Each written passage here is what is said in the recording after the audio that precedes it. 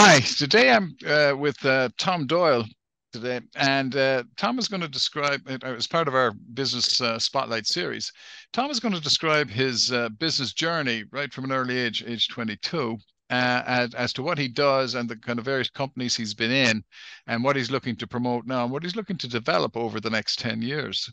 So if I pass it over to you, Tom, maybe you could start by describing your business journey and your kind of learnings along the way for our audience. Thank you. Thanks, Kevin, and thanks for taking the time, I suppose, to hear the story. I'm a native of Tullamore, County Offaly here. When I finished school, I had worked in a number of sales jobs. I repped for Irish Life for a couple of years, and then I got the opportunity to go abroad. So I was hired by DHL to go out to the Middle East in the early 90s, and found myself in Kuwait at the end of the first Gulf War, working as part of a small team setting up DHL's courier business in Kuwait at the end of the war. DHL, I suppose, like Irish Life, they were a really good company to work for. Spent a lot of time and money on training young managers coming up along, and so I benefited greatly from that. I did that for a number of years. Was lucky enough that in my time in Kuwait, met another Irish person, Ruth, who's now my wife. So we picked up a big souvenir in Kuwait along the way.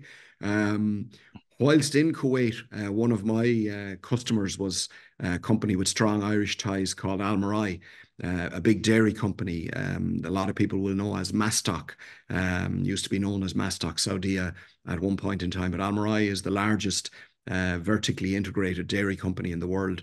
And I got friendly with some of their guys and ultimately ended up joining Almarai and moving to Riyadh in Saudi Arabia in the mid to late 90s, and spending a number of years there at head office, running the commercial aspect of their business with big retailers all around the Middle East, and opening developing markets in maybe some African countries and some other countries in the Middle East that we hadn't previously done business in.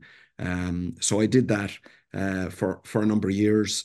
Eventually, our older children who would have been born in Saudi Arabia were getting to a point where school was becoming important, and we wanted to get them into the Irish education system. And I suppose, for some people, you move away. People move to America or Australia and they settle there forever. The Middle East tends to be a bit different, that it's, you're there for a period of time, generally motivated by making some money. And you get to a point where you say, okay, I've done that and it's time to come home.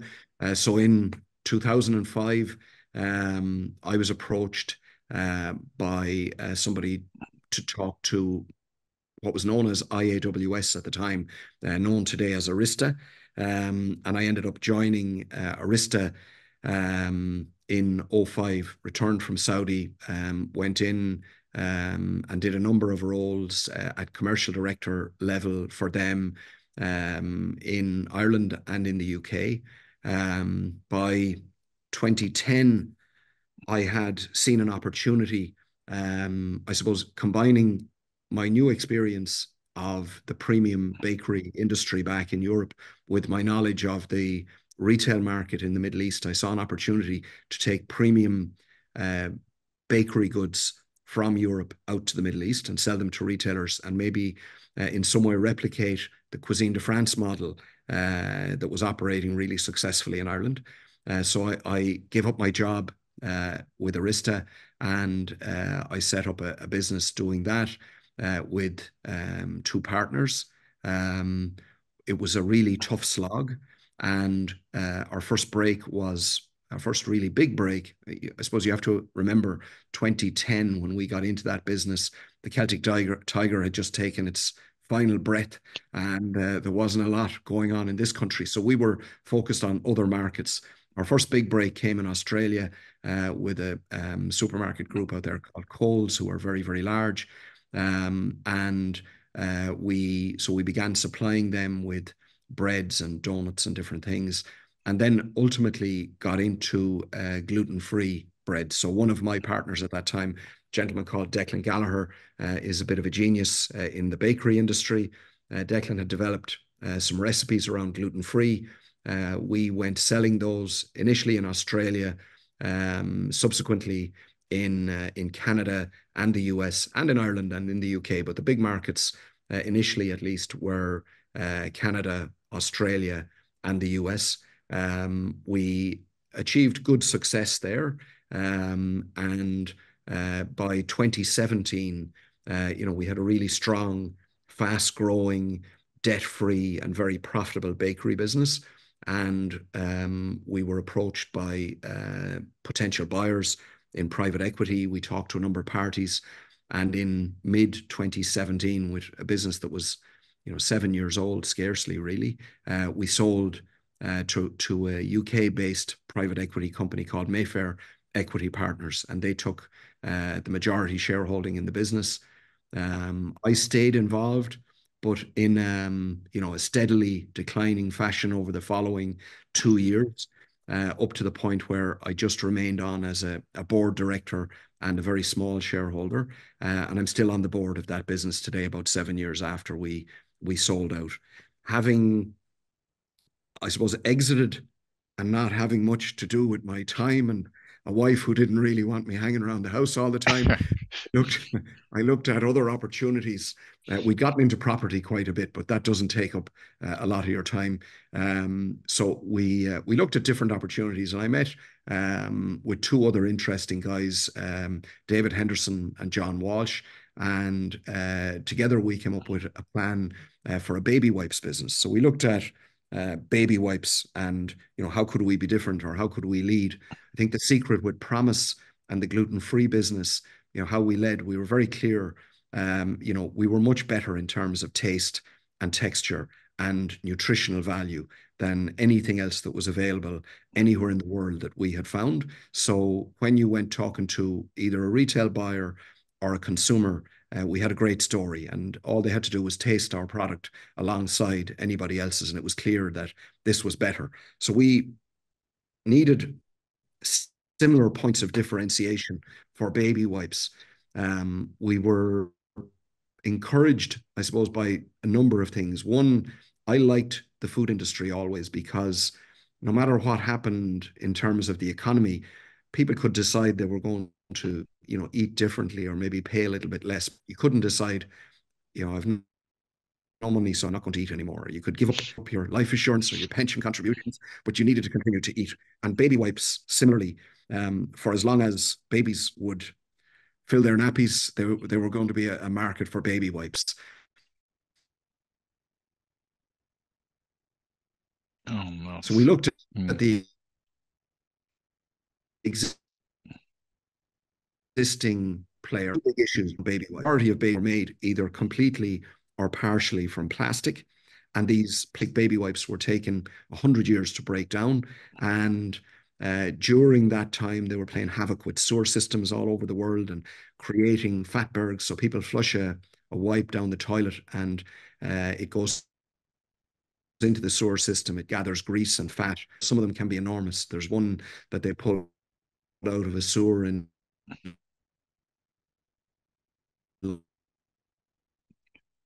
London. If it will start. So having been clear with the Promise proposition, what our points of differentiation were around taste and texture and also nutritional values, we knew that differentiation was going to be really important for baby wipes if we were to succeed. So we looked at what the other big players in the market were doing, and we saw that the majority of baby wipes sold globally were actually made from plastic. So the fabric of the wipe was actually plastic, and that they were taking 100 years or more to break down. And actually, during that 100 years, if they found their way into the sewer system, then they were, growing into fatbergs. They would collect fat and grease in the sewer system, become fatbergs. Some of these fatbergs were small enough to clog up, a domestic toilet. Others can be huge. There was one taken from a sewer in London that measured somewhere over, I think, 700 feet long, but weighed in God. over 100 tons. Wow. The Guardian newspaper, at the time that we were looking at the baby wipes category, published a report that 93% of all sewer blockages in the UK the previous year had been caused by baby wipes. So we saw an opportunity to produce a baby wipe that was plastic free and that didn't pose any hazard to the environment.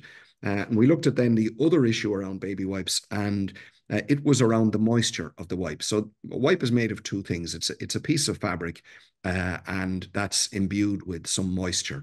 And in the case of most baby wipes, both elements were bad. So the plastic in the fabric, and then the moisture itself. The average, if you went back to 2015, the average baby wipe, its moisture content had as many as 25 ingredients, most of them chemicals. And every time you add another ingredient, you have a potential irritant for the baby's skin or the mother's skin. So some of these ingredients that were being used at that time are actually banned now because they're associated with God. illnesses, skin diseases, skin cancer, birth defects, fertility issues, all God. those kind of things. Uh, So we set about developing a wipe that didn't contain any harmful ingredients that would be irritants on the baby's skin. So we developed a moisture that is 99.9% purified water. And we developed a fabric that is based entirely on plant-based fibers, that is wow. fully biodegradable and compostable and all of that. We then went and found manufacturing partners in Europe, in China, and in the US who could make this for us, and then went into branding and designing. And by 2021, we were ready to go to market. In 2022, we launched with our first customer, which was Tesco. Normally, when you launch a new product, you start out with the smaller players. We were really thrilled that Tesco liked what we were doing enough that they said, even though you're unknown, even though you have no proven sales, we're going to give you a try. And they did, and it worked well. And then from there, I would have followed a similar roadmap to that which we had used in Promise and which had worked well. So we went international. We talked to players in Ireland. So in Ireland today, you can buy us in some independent stores. We're not yet available at Dunnes Stores or Musgraves. We would love to be, but we haven't managed to crack them yet. Maybe there's somebody listening here today that might hold their Absolutely. hand, help us out. Anybody, you're in Cork, Kevin. Maybe there's somebody there sitting in Tramore Road who might might We'll, take a we'll, we'll certainly start. give it a go. We'll give it a Yeah. go. But we took it international, and we got listings with some big players. So Boots, the pharmacy chain in the UK, listed us very, very quickly. And then we got some big listings in Australia through a distributor partner there that we work with. Big W are part of Woolworths. We're in their stores. Chemist Warehouse are a huge pharmacy chain in Australia. We're in with them, and we're actively in conversation with many of the other big players there. We also went to Canada, and I suppose a challenge. Everybody had challenges around COVID. Two things for us happened with COVID. One is actually the week that COVID broke, I found myself in Wuhan Oh as I God. as Yeah. I transited back from a business trip, and we were oblivious. There were two of us on the trip, and we were oblivious to the fact that COVID even existed. And it was only when we got back to Ireland that actually we were hearing that in the 48 hours after we left there, the whole place had been locked down and Oh, all of that. But then we had this emerging brand that we needed to pitch to retailers all over the world. And now, you couldn't get on an airplane, you couldn't go to Canada or the US. So that really, I suppose, hampered or slowed down our growth. We found ourselves pivoting, and where customer meetings had been so important, we now, like everybody, we turned to this platform, Zoom and Teams and others, and mhm. we had good meetings, and we managed to get listings, particularly in Canada, with the three biggest retailers. Three of the top four list us: Sobeys, Loblaws, and Metro. And so we're available for most Canadian consumers. They'll find us in a local supermarket. Canada is a good market. Promise, our gluten-free bread business, has been very successful there. It's a leading brand in the gluten-free bread sector there now. So we're hoping to repeat that success with the wipes business, not without its challenges. Again, during COVID, transporting product across the world became very expensive.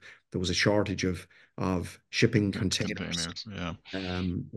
The cost of shipping a container went, in some cases, a container to North America, where it had been maybe $2,000 for an ambient 40-foot container.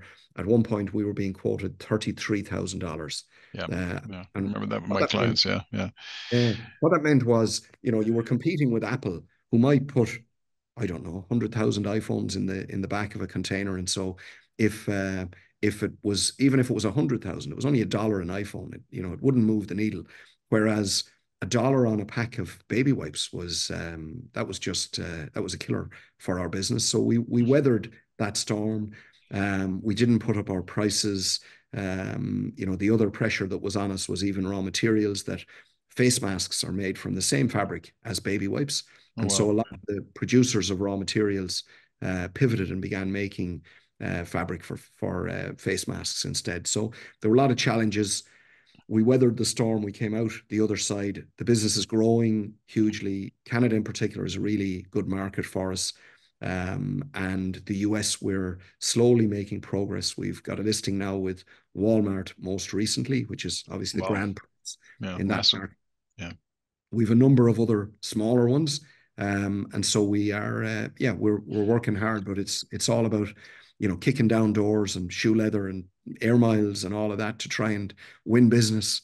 And Um, that is fantastic, actually, Tom. And you brought these businesses on. This one is growing. It's a smaller, a smaller business, but it's growing on. You've got a number of other interests between, as you mentioned, property and that. Um, the next 10 years, what do you see yourself doing, or how have you been helping? I think you mentioned earlier, when we were talking earlier, about helping smaller businesses, and what you're doing in the next 10 years. I mean, to date, that's been fantastic, CB. so right now, I suppose I'm leading the Choose Plastic Free business. I'm involved only at board level in the Promise business anymore, so that doesn't take up really any of my time. The wipes business is really what takes up most of my time. I would like to grow that to a point where it could afford a bigger, better developed management team that might not necessarily include me on a day-to-day basis. And I would like to maybe share my experiences of building Irish brands against the odds in international markets. So I would have experiences. I would also have contacts. I have, over recent years, helped in a small way some emerging Irish businesses with advice or even hands-on help, where I've taken them in to meet retailers in the US or Canada or the UK and help them gain listings where they didn't maybe have the experience. So I would like to do more of that. Fantastic. Maybe some non-executive board level work with emerging Irish businesses. Fantastic. Good. And in all of this, Tom, you managed to balance your personal life with the demands of running business. I mean, you're basically global businesses from an early age. Yeah, so yeah, there's a lot. I suppose the hallmark of my career really has been, there's been an awful lot of travel. So I spend an awful lot of time on planes and in markets far away. On the family side, we have six children, Ruth and myself, and so for a lot of the time, Ruth has, I suppose, more or less acted like a single mother. She's been without me Okay. by her side anyway, certainly. So I think her support for me, certainly, whatever. I would never say whatever I've achieved in business, whatever we have, Ruth and I have achieved in business. One person is able to get on a plane and go out there and bring home, new purchase orders or new customers, whilst the other looks after six small kids at home Wow. and a Yeah. house. And in the early stages, we wouldn't have had an awful lot of money to do that. A lot of our money went into supporting the businesses. We were paying staff and suppliers, and at times not paying ourselves. So there were lots of challenges, and that, I suppose that's hand in hand. Any entrepreneur goes through that the Yeah. same way. Yeah, and you'd have a fair amount of learnings as to how you overcame those challenges and how you went about it. But if I take it from what you've been saying, it's primarily get out there, get selling, get the cash back into the business. Is that a fair comment? Yeah, and I think particularly in terms of sales, there's nobody that will take it forward with the same passion and energy that the business founder will take it forward with. So you might bring in somebody else by your side, but I Yeah. would say the founder or the business owner really needs to be at the front line in terms of sales. Right. Knowing that if I don't get this PO, we're in trouble in 2 months' time or three Right. months' time is a Right. fantastic motivator. Yeah. And, whilst if you're in this for a salary check at the end of the month, you may well take no for an answer. If you're the owner and you've got real skin in the game, you may not be able to afford to take no for an answer. And even though no might be the answer, you go and find a back door or another avenue, or you say, okay, I've heard your no, but hear me out a little bit more, or I'll come back to you in a month's time. Yeah. Uh, so Yeah. yeah, I think that's Pers important. yeah, persistence is a key point in any sales. And just turning a bit to employees or your team members, what do you look for in employees, and how do you foster a positive and productive work environment to get the kind of success you've described there? So I think early on in the business, there's real challenges around bringing in people, because you bring in somebody and you may have no experience of them. You may not know them. You may not know anybody who knows them. And it may not work out. And it may take a number of months before you know that. And that's cost you money, but maybe more importantly, it's cost you time, because they were going to play a part in your grand plan. And so the plan is now delayed. So I think the first thing that you have to look for is somebody that you can work with. If qualifications and experience are a given, if the CV is right, then can you work closely with this person? Can you get on the plane with them by your side, watch them in action, have them watch you in action, learn from each other? Also, I suppose, look for some of the same qualities that maybe helped you win some of the business, which is the ability to do things on a shoestring. So you bring in maybe a marketeer who's come in from a blue chip organization. They could be the most fantastic, the most creative, most highly qualified marketeer, but you might not have the money to fund the campaigns that they want to run. And Hmm. that's a challenge for you, but it's also a challenge for them. They could do so much if only they had the money, and you don't have the money for them. So I think also bringing in somebody who can, if you're operating on a shoestring, that they can operate on a shoestring as well, and not be frustrated by the lack of cash. Understand that these things come with time. Great. I mean, it's fantastic experience there. And maybe just to kind of round it off, Tom, what are some of the common misconceptions about running a business, and how do you address them? Um, I think the misconceptions around the jobs that I've done over the years, I would be, maybe you're in the pub on a Saturday night and you're saying, listen, I'm going home early. I have to pack a bag. I'm on a flight to Los Angeles or Toronto in the morning. And they're saying, geez, you lucky fecker. And you're thinking, I'm going to stand in a hall of a trade show on a concrete floor for the next 5 days. And I'm not sure if my legs or my back are able for it. Right. And you're going to repeat the same story over and over, or people will say to you, God, you were in Houston, Texas. I was talking to Ruth and she was telling me you were in Houston last week. What's that like?